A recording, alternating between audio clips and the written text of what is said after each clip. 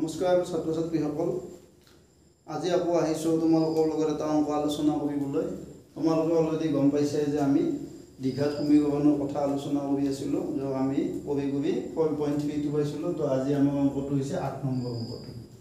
একদম সহজ অংক ইম্পৰ্টেন্ট কিন্তু পৰীক্ষাৰ কাৰণে তোমালোকক কি দিছে অংকটো পঢ়ি চাব ভালদৰে যে এখন ৰেলগাড়ীৰ সমান দ্ৰুতিত 360 কিলোমিটাৰ ভ্ৰমণ কৰে তাৰ মানে সমান দ্ৰুতিত মানে প্ৰথম ঘণ্টাত যিমান যায় সেকেন্ড ঘণ্টাটো হিমানে যাব থাৰ্ড ঘণ্টাটো হিমানে যাব তো যদি ইয়াৰ দ্ৰুতি ঘণ্টাত 5 কিলোমিটাৰ বেছি হল তাৰ মানে ঘণ্টাত যদি ই আগতকে 5 কিলোমিটাৰ বেছিকৈ গ'ল হয় মানে আগতে ধৰা 10 কিলোমিটাৰ গৈছিল ইবাৰ ধৰা 15 কিলোমিটাৰ বেছিকৈ 5 কিলোমিটাৰ বেছিকৈ গ'ল মানে 15 কিলোমিটাৰ বেগত গ'ল তেতিয়া সময় আগতকে 1 ঘণ্টা কম ললে তাৰ মানে সময়টো আগতকে কিমান হলা হয় 1 ঘণ্টা কমতে হ'ল হয় ঠিক আছে তো ৰেলগাড়ীখনৰ দ্ৰুতি উলাবা দিছিল তোমালোকে ধৰি লোৱা যে ধৰা হ'ল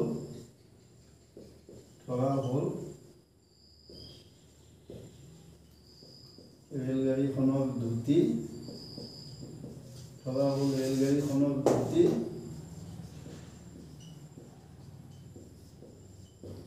x কিলোমিটাৰ পাৰ আৱাৰ এটো মানে দ্ৰুতি মানে তোমালোকে নিশ্চয় গম পোৱা দ্ৰুতি মানে হৈছে 1 ঘণ্টাত যোৱা দূৰত্ব অৰ্থাৎ ৰেলগাড়ীখনে আমি 1 ঘণ্টাত x কিলোমিটাৰ যোৱা বুলি ধৰিছো ঠিক আছে তো এতিয়া চাবা এতিয়া 1 ঘণ্টা ৰেলগাড়ীখনে যায় কিমান কিলোমিটাৰ ৰেলগাড়ীখনে যায় কিমান কিলোমিটাৰ x কিলোমিটাৰ ঠিক আছে তাৰ মানে দ্ৰুতিটো যেহেতু x কিলোমিটাৰ পাৰ আৱাৰ তাৰ মানে 1 ঘণ্টাত ৰেলগাড়ীখনে কিমান যায় x কিলোমিটাৰ যায় ঠিক আছে যদি এটো তোমালোকে উল্টাকে ভাবা মানে x কিলোমিটাৰ যাওতে সময় লাগে কিমান 1 ঘণ্টা ঠিক আছে এতিয়া এটো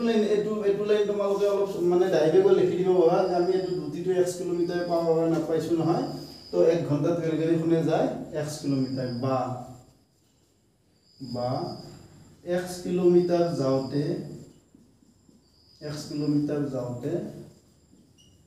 ৰেলগাড়ীখনৰ সময় লাগে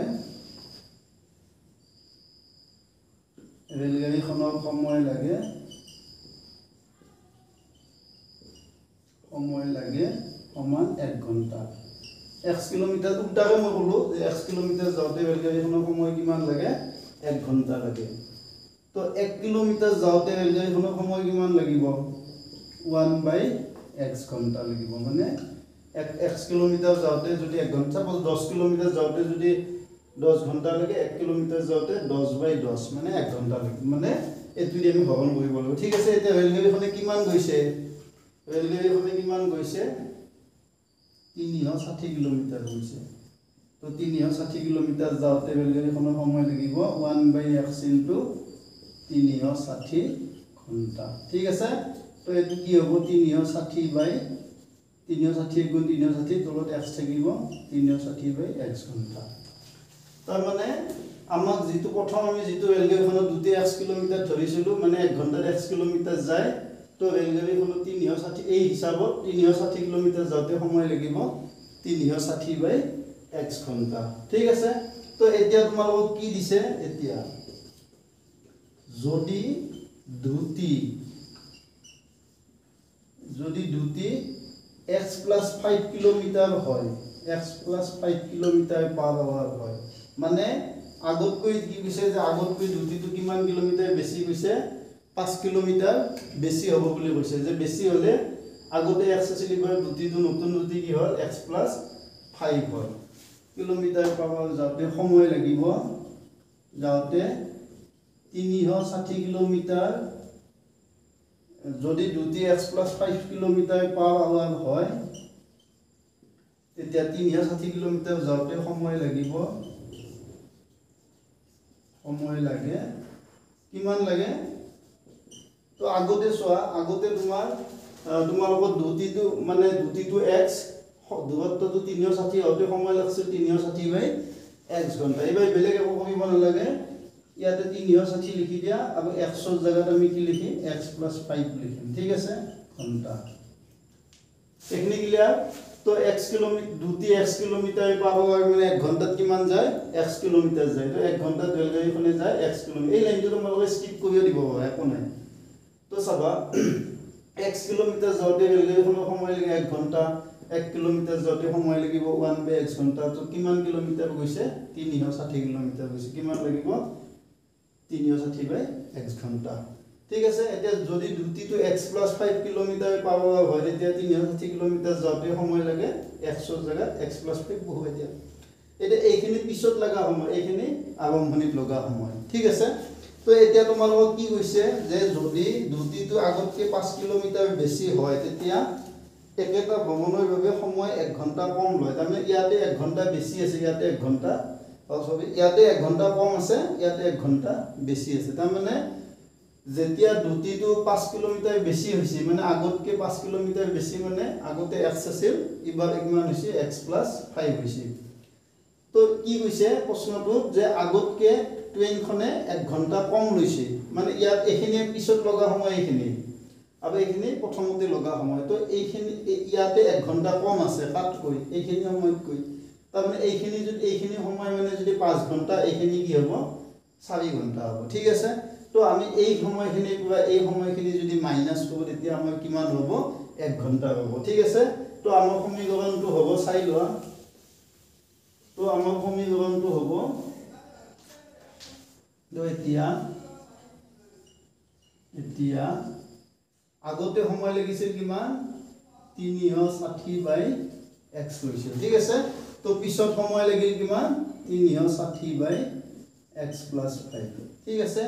তো এইখিনি আগতে লগা সময় এইখিনি পাছত লগা সময় তো এইখিনি সময়তকে এইখিনি সময়ত কিমান কম আছে 1 কম আছে তাৰ মানে আমি এইটো বিয়োগ কৰিলে 1 পাম ঠিক আছে তো এতিয়া আমি ট্ৰেইনখনত দুটি উলিয়াব লাগে মানে আমি x2 উলিয়াব লাগে ঠিক আছে তো এতিয়া তোমালোকে কৰি যোৱা তো তলত দুটা লসাগু লোৱা ইয়াতে x * x + 5 ৰ লসাগু কি হ'ব x * x + 5 হ'ব ঠিক আছে তো ইয়াতে x আছে x + 5 তো নাই গতিকে আমাৰ বাগ কিমান যাব x + 5 বাগ যাব তো হেতু কাল লগত পূৰণ হ'ব ইয়াৰ লগত মাজত মাইনাস চিন ঠিক আছে তো ইয়াতে x + 5 আছে x + 5 আছে x তো নাই গতিকে বাগ কিমান যাব x যাব x তো 360 লগত পূৰণ হ'ব ঠিক আছে এইখিনি হ'ল এতিয়া তোমালোকে এইটো পূৰণ হ'ব x * x কি হ'ব x² আৰু x * 5 5x 3 হল এটো ব্ৰ্যাকেটটো খুলি দিয়া 360 পূৰণ x 360x 360 লগত 5 পূৰণ 5 0 0 5 6 29 5 3 15 3 18 এটো minus 360x this is equal 1 তো এটো প্লাস আছে এটো মাইনাস আছে কাট যাব গতিকে আমাৰ থাকিল কি তলত থাকিল x² + 5x ওপৰত থাকিল 1800 আৰু এটো 1 ঠিক আছে তো এতিয়া আমি যদি কোনা কোনিকে পূৰণ কৰো ইয়াৰ তলতে 1 আছে নহয়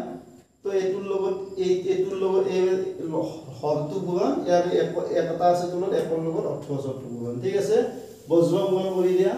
তো বজ্ৰ পূৰণ কৰিলে কি হ'ব এটুৰ লগত এখিনি পূৰণ তো এটু 1 লগত মাল্টিপল কৰিলে x² + 5x হ'ব আৰু ইফালে কি থাকিব 18 থাকিব তো এটু x²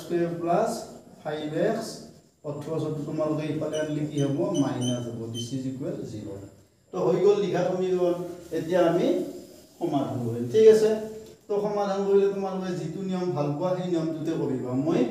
আজি উৎপাদকীকৰণ পদ্ধতিত কৰিম ঠিক আছে তো উৎপাদকীকৰণ পদ্ধতিত কৰিলে 1 আৰু x² হওক 1 আৰু 18 এটো পূৰণ কৰিলে 18 পাম তো ইয়াত তোমালোকে দুটা উৎপাদক ল'বা যি দুটা আগত কি চিন আছে c আগত বিয়োগ চিন আছে তো বিয়োগ কৰিলে কি হ'ব লাগিব 5 হ'ব লাগিব ঠিক আছে তো চাই লোৱা 3 দি 3 6 গুণ 18 0 3 দি 20 এটো 2 দি 100 বাজ যাব এটো 2 দি 50 বাজ যাব হ'ব নেকি 3 3 গুণ 9 9 গুণ 8 নহয় আৰু লাগিব 5 10 গুণ 50 2 5 গুণ 10 তো ইয়াৰে পৰা তোমালোকে দুটা উৎপাদক বনাই লোৱা যি দুটা ডাঙৰটো বিয়োগটো বিয়োগ কৰিলে 5 হয় ঠিক আছে চাওছো 3 3 গুণ 9 9 5 গুণ 45 5 2 গুণ 10 10 2 গুণ 20 20 2 গুণ 40 চাবা এটু 3 3 3 3 এটো লোৱা 3 3 গুণ 9 9 5 গুণ 45 এটো লোৱা ঠিক আছে এই তিনটা পূৰণ কৰি এটা বনাই লোৱা তো 45 হ'ব আৰু এটো 2 2 গুণ 4 4 2 গুণ 8 5 গুণ 40 এই এটো পূৰণ কৰি 40 এই এটা উৎপাদক হ'ব তো 40 45 পূৰণ কৰিলে 1800 হ'ব আৰু 45 ৰ পৰা 40 গলে কি হ'ব 5 হ'ব ঠিক আছে তো আমি উৎপাদক দুটা 45 আৰু কি পালো 40 পালো তো x স্কয়াৰ 5 ৰ জায়গাত বহুৱাই দিয়া 45 বিয়োগ 40 x minus 1800 ইকুৱেল 0 তো এটো x স্কয়াৰ ব্ৰেকেটটো খুলি দিয়া 45 into x 45x এটো 40 into x 40x minus plus plus e minus e পূৰণ কৰিলে minus ঠিক আছে বাকিখিনি এটো 1800 this is equal 0 তো এখন দুটাৰ পৰা কমন আনা কি কমন আহিব ইয়াতে x দুটা আছে পূৰণ হৈ ইয়াতে এটা আছে তো x এটা কমন আহিব আহিলে ইয়াতে x থাকিব আৰু ইয়াতে 45 থাকিব ঠিক আছে তো এবে পৰা ইটাৰ পৰা কমন আনা কি কমন আহিব মাইনাস কমন আহিব আৰু 40 টো কমন আহিব তো 40 টো কমন হলে ইয়াত x থাকিব ইয়াত 45 থাকিব this is equal 0 তোমালোকে চাই লোৱা 40 into x 40x আগত মাইনাস এতে প্লাস মাইনাস এ plus minus minus plus minus এ প্লাস মাইনাস 45 আৰু 40 পূৰণ কৰিলে 1800 চাই লোৱা 4 গুণ 20 4 গুণ হলে 18 ঠিক আছে তো তোমালোকে এতিয়া x + 45 x + 45 কমন লোৱা কমন ললে ইয়াতে কি থাকিব x আৰু ইয়াতে -40 চাই লোৱা ঠিক আছে তো এতিয়া তোমালোকে দুটা কি পূৰণফল জীৱ পালা মানে হয় এটো জীৱ নহলে এটো জীৱ গতিকে দুনিয়াকে বহুৱাই লোৱা this implies x + 45 = 0 বা x - 40 = 0 ঠিক আছে তো এটো x 45 টো যোগ আছে ইফালে দিলে কি হ'ব বিয়োগ হ'ব আৰু ইয়াতে x 40 টো ইফালে দিলে মাইনাস টো ইফালে দিলে প্লাস হ'ব ঠিক আছে তো আমি x ৰ দুটা ভ্যালু পাবো এতিয়া x ৰ দুটা x মানে কি আছিল x মানে কি আছিল x মানে আছিল ট্ৰেইনখনৰ দুটি গতিকে দুটিটো নিগেটিভ হ'ব পাৰে নেকি দুটিটো আমাৰ নিগেটিভ হ'ব নোৱাৰে গতিকে x টো -45 ইয়াতে হ'ব নোৱাৰে মানে হয়তো গলে মানে এই অংকটো প্ৰযোজ্য নহয় ঠিক আছে তো x ইকুৱেল কিমান হ'ব 40 হ'ব ইয়া লিখা ইয়া x ইকুৱেল -45 প্ৰযোজ্য নহয় মানে এই অংকটো কাৰণে হেতু এপ্ৰোপ্ৰিয়েট নহয় বুজি পাইছা না প্ৰযোজ্য নহয় গতিকে এতেকে x ইকুৱেল 40 অৰ্থাৎ ট্ৰেইনখনৰ দুটি এতেকে ৰেলখনৰ দুটি কিমান হ'ব 40 কিলোমিটাৰ/আৱাৰ ঠিক আছে তো আমাৰ অংকটো ধুনিয়াকৈ হৈ গ'ল তো এতিয়া সময় হৈছে আমাৰ শৰ্ট প্ৰশ্ন দুটালে তোমালোকে গম পাইছে যে মই সদায় মানে ভিডিও বিলাকৰ লগত দুটা শৰ্ট প্ৰশ্ন আলোচনা কৰি আছো কিয় আলোচনা কৰি আছো কাৰণ তোমালোকে সবেই জানা যে আমাৰ পৰীক্ষা 45 মাৰ্ক আমাৰ OMR হ'ব অৰ্থাৎ আমাৰ 1 নম্বৰী প্ৰশ্ন আহিব MCQ আহিব ঠিক আছে তো MCQ কাৰণে প্ৰতিটো চেপ্টাৰৰ পৰা হয়তো দুটা তিনটা MCQ আহিব তো আমি MCQ হেনো সমানে গুৰুত্ব দি গৈছো আৰু এই দুটা প্ৰশ্ন নলবাৰী ডিস্ট্ৰিক্টৰ মানে টেষ্ট মানে যেটো টেষ্ট পেপাৰ হয় এই টেষ্ট পেপাৰত আহি গৈছিল ঠিক আছে তো মোৰ সনটো মনত নাই কিন্তু আহিছে তো এতিয়া চাবা যে কি শৰ্ত সাপেক্ষে এই সমীকৰণটো প্ৰথম তুমি আলোচনা কৰিছো যে কি শৰ্ত সাপেক্ষে এটো এই সমীকৰণটো মানে এটা দ্বিঘাত সমীকৰণ হ'ব ঠিক আছে তো তোমালোকৰ কাৰণে সিম্পল প্ৰশ্ন এটো যে তথাপিতো আমি বহুত কিবা কিবি মানে ভাবি থাকিম যে কি কাৰণে দ্বিঘাত সমীকৰণ হ'ব তো আমি একো কৰিব নালাগে তো দ্বিঘাত সমীকৰণৰ এটা মেইন শৰ্ত আছিল কি এটো সদায় নট ইকুৱেল 0 হ'ব লাগে তো ইয়াতে x স্কয়াৰ হওক কি আছে এটো নট ইকুৱেল 0 ঠিক আছে তো বাকি আমি এইবিলাক আকৌ চাব লগা নাই ঠিক আছে তো আমাৰ প্ৰথমটো হৈ গ'ল তো এতিয়া 2 নম্বৰটো চাবা যে x square plus x plus k equal 0 এটা মূল 2 হলে k এৰ মান হ'ব এটা মূল এই সমীকৰণটো এটা মূল কি বুলি কৈছে 2 বুলি কৈছে তো আমাক k এর মান উলিয়াব দিছে ঠিক আছে তো যেহেতু ইয়াৰ এটা মূল 2 আমি সকলোৱে জানো যে আমাৰ মূল বিলাকৰ সমীকৰণটো কি কৰে সিদ্ধ কৰে ঠিক আছে তাৰ মানে আমি 100 ৰ জায়গাত যদি আমি 2 বহুৱাই দিও তেতিয়া বাওফাল সমান কি হৈ থাকিব সোঁফালে হৈ থাকিব তো তোমালোকে বেলেগেও কৰিব নালাগে তোমালোকে 100 ৰ ঠাইত 2 বহুৱাই দিবা ইয়াতে ঠিক আছে এটা মূল 2 বুলি কৈছে তো 100 ৰ জায়গাত 2 বহুৱাই দিলা 2 স্কয়ার যোগ 2 যোগ k যুগল 0 ঠিক আছে তো 2 দুটা পূৰণ কৰিলে 4 যোগ 2 যোগ k যুগল 0 ঠিক আছে তো এটো কি হল 4 প্লাস 2 এটো 6 আছিল দে ঠিক আছে এটো 6 আছিল 6 নে মাইনাস 6 আছিল ঠিক আছে এটো মাইনাস 6 আছে ঠিক আছে তো এটো তোমালোকে 4 প্লাস 2 কি পালা 6 পালা 6 প্লাস k যুগল 0 ঠিক আছে তো ইয়াতে k যুগল কি হ'ব প্লাস 6 টো হিফালে মিলি কি হ'ব মাইনাস 6 হ'ব ঠিক আছে তো এটো আমাৰ আজি এই দুটা আমাৰ শর্ট প্রশ্ন আছিল এটো মই লিখাতে ভুল হৈছিল 6 মাইনাস 6 আছিল মই লিখতে ভুল হৈ গৈছে ঠিক আছে তো যিকোনো এটা অপশন দিব তোমালোক মানে অপশন দিয়া থাকিলেও আমি তো অঙ্কটো কৰিবই লাগিব তো অঙ্কটো তোমালোক কৰি চালে গম পাবা ঠিক আছে তো ইয়াতে 100 জায়গা 2 বহুৱাই দিবা তো 2 স্কয়াৰ হল x যোগ 2 যোগ k তো 2 দুটা পূৰণ কৰিলে 4 হল প্লাস 2 4 প্লাস 2 6 তো নিশ্চয় এটো মাইনাস 6 হ'ব লাগিব ঠিক আছে তো আশা কৰিছো সকলোৰ বাবে তোমালোকৰ মানে ভিডিওটো উপকৃত হৈছা তো যদি চেনেল মানে উপকৃত হোৱা বুলি ভাবিছা মোৰ চেনেলটো সাবস্ক্ৰাইব কৰিবা লাইক কৰিবা আৰু কমেন্ট কৰিবা ঠিক আছে।